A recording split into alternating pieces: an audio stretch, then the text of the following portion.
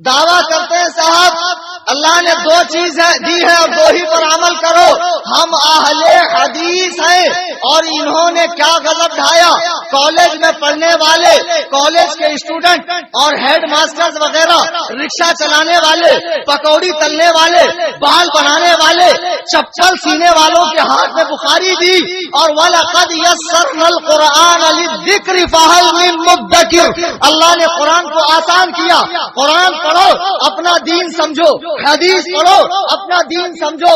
کسی مولانا مولوی کو پوچھنے کی ضرورت نہیں ہے. خود ہی قرآن حدیث پڑھو, خود دین پر عمل کرو. ماشاء اللہ. اب آپ ہی لوگ قرآن حدیث پڑھیں گے تب تو مدرسے کو بند کر دینا چاہیے. امام ملت, یہ جو بڑے بڑے جبالے علم یہاں بیٹھے ہیں, یہ مفتی فاروق بیٹھے ہیں, یہ مفتی سرفراز بیٹھے ہیں, یہ حضرت مولانا عبدالعلی فریدی بیٹھے ہیں, اور کون قاضی صاحب بیٹھے ہیں, بڑے بڑے علماء یہاں بیٹھے ہیں. آپ کو معلوم ہے یہ مدرسے میں گئے 8 سال تک پہلے ان کو درس نظامی پڑھایا گیا, آخری میں ان کے ہاتھ میں بخاری دی گئی. ماشاء اللہ, یہ تو پہلے ہی دن بخاری کھول کر مسئلہ نکالنے لگتا. ہمارے یہاں ایک حجام صاحب ہے, بال چھلتے چھلتے صحیح بخاری سناتے ہیں, بال چھلتے چھلتے. ایک صاحب میرے پاس آئے, میں مدرسے میں بیٹھا تھا, لنگی اور بنڈی میں, واللہ باللہ میں سچ کہہ رہا ہوں, جھوٹ نہیں بولتا ہوں. کچھ مقرر ایسے ہوتے ہیں ہمارے یہاں جن کو قدم قدم پہ وہاں بھی ملتا. میں وہاں گیا تو وہاں بھی ملا, وہاں گیا تو وہاں بھی ملا. جو واقعہ میرے ساتھ ہوتا ہے میں وہی بتاتا ہوں. میں دارالفتہ میں بیٹھا تھا, ایک صاحب آئے لنگی بنڈی میں, بولے مولانا خط پڑھ دو. میں نے کہا ہم تمہارے نوکر ہیں, خط پڑھے. تو بولے مفتی صاحب پڑھنا نہیں آتا, اسی لیے آپ سے کہہ رہا ہوں پڑھیے. خط کھولا صاحب میں نے, ان کے گاؤں سے خط آیا تھا ان کے بھائی کا. سلام و دعا کے بعد معلوم ہو کہ ہم سب خیریت سے ہیں اور پورا گاؤں تقلید کی گندگی سے پاک ہوا. اب ہر شخص ڈائریکٹ قرآن حدیث سے مسئلہ نکالتا ہے. ماشاء اللہ. اور یاد رکھو, شہر میں جا کر تم کہیں بگڑ مت جانا, کسی مولوی مولانا سے مسئلہ مت پوچھنا. جو بھی ضرورت پیش آئے کتاب اللہ سے اور صحاح ستہ سے اپنے مسائل حل کرنا, کسی مولوی مولانا سے مت پوچھنا. اب میں بس کرتا ہوں اس لیے کہ جو صاحب خط لکھ رہے ہیں ان کو ذرا جلدی ہے. آپ تو جانتے ہیں میں لکھنا نہیں جانتا ہوں.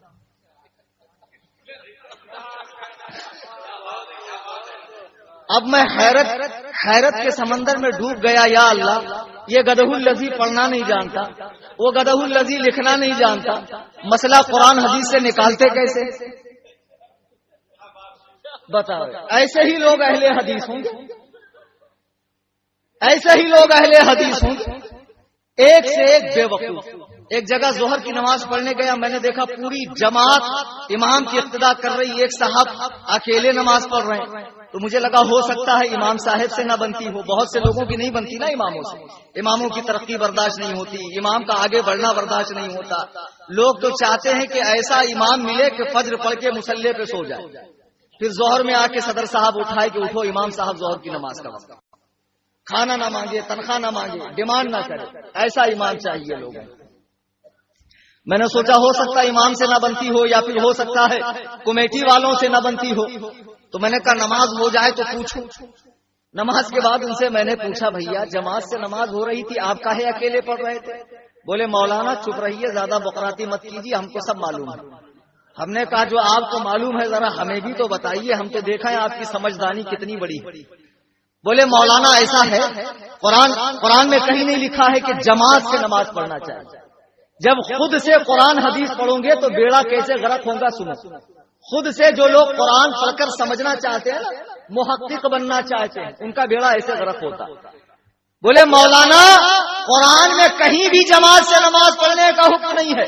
میں نے کہا ہے تو قرآن میں وَرْكَعُوا مَعَ الرَّاكِعِينَ, رکوع کرنے والوں کے ساتھ رکوع کرو. تو ان کی رگیں خباثت پھڑک گئی. کہا مولانا صرف رکوع کا لکھا ہے, پوری نماز کہاں ہے؟ تو میں نے کہا بھائی پوری نماز تو حدیث میں ہے نا. تو وہ ان کے بڑے بھائی, دیکھو عقل کے اندھے, شکل کے گندے, دیو کے بندے, ان کے بڑے بھائی اہل حدیث, اور اہل حدیثوں کے بڑے بھائی کون؟ اہل قرآن. کون؟ وہ اہل قرآن تھے. بولے مولانا میں حدیث نہیں مانتا ہوں, حدیث تو نبی کے جانے کے دنیا سے 300 سال کے بعد لکھی گئی، میں کیسے مان لوں کہ یہ رسول اللہ کی بات ہے؟ میں نہیں مانتا۔ تو میں نے کہا اچھا ایک بات بتاؤ، اگر جماعت سے نماز پڑھنے کا حکم نہیں ہے تو اکیلے نماز پڑھنے کا حکم ہے؟ بولے ہاں مولانا، قرآن میں اکیلے نماز پڑھنے کا حکم ہے۔ میرے پیروں کے نیچے سے زمین نکل گئی، یا اللہ قرآن میں ایسا حکم کب سے آ گیا؟ میں نے پوچھا کہاں؟ تو انہوں نے آیت پڑھی، ان الصلاۃ تنہا۔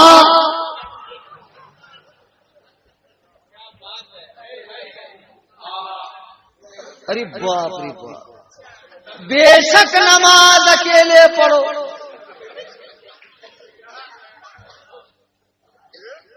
میں نے کہا تم تو بہت بڑے فضیلت شیخ چلی معلوم پڑتے ہو یار، تنک نیچے بیٹھو تو آپ کے وجود نامسعود کو نیچے رکھو۔ تو وہ سمجھے بہت اچھا بولا میں، ہاں تو بیٹھ گئے۔ تو میں نے کہا ایک کام کرو، ذرا ایک ایک لفظ کا ترجمہ کرو۔ بولے انا مانے بے شک القاموس میں آتا ہے۔ اچھا میں نے کہا ماشاء اللہ القاموس کا بھی نام معلوم ہے آپ۔ بولے صلاۃ مانے کئی لغت میں آتا ہے، لسان العرب میں بھی آتا ہے، علامہ منظور افریقی رحمہ اللہ نے لکھا۔ میں نے کہا ماشاء اللہ۔ اب میں نے کہا تنہا مطلب؟ بولے اس کا مطلب دیکھنا کیا ہے، سبھی جانتے ہیں تنہا مطلب اکیلا۔ ابے میں نے کہا پگلے اعظم عالم، تنہا مطلب اردو میں اکیلا ہوتا، عربی میں تھوڑی اکیلا ہوتا۔ تنہا مطلب اردو میں اکیلا ہوتا ہے کہ عربی میں اکیلا ہوتا ہے؟ وہ تو اردو میں نہ اکیلا ہوتا ہے، تو اس کا ترجمہ، اس کا مطلب نہیں دیکھے گا، اس کا ترجمہ نہیں دیکھے گا، ایسے ہی محقق بن جائے گا۔ بتاؤ ایسے بے وقوف لوگ سعودیہ چلے جاتے ہیں، اب پھر ماشاء اللہ 3 میل کا یہود چھاپ داڑھا رکھ کر ماتھے پر شامی کباب، رسول اللہ نے فرمایا ٹخنوں سے اوپر پہنو، یہ گدھو الذی گھٹنے سے اوپر پہن رہا ہے، اور اتنا قابل اس کا پیٹ العلوم ذرا دیکھو کتنا بڑا ہے۔ ایک صاحب تھے ان کا پیٹ العلوم ضرورت سے زیادہ بڑا تھا۔ ایک دن ان کا نوکر پیر دبا رہا تھا، تو پیر دباتے دباتے اس نے پوچھا حضور اس میں کیا ہے؟ تو اس نے پوچھا حضور اس میں کیا ہے؟ بولے بیٹا اس میں گندگی، اس میں غلاظت۔ تو اس نے کہا حضور یہ آپ ہی کی ہے کہ پورے محلے کی؟ تو ماشاء اللہ ایک سے ایک قابل لوگ قرآن حدیث کی تحقیق کر رہے ہیں۔ اب عقل کا اندھا، شکل کا گندا، دیو کا بندہ۔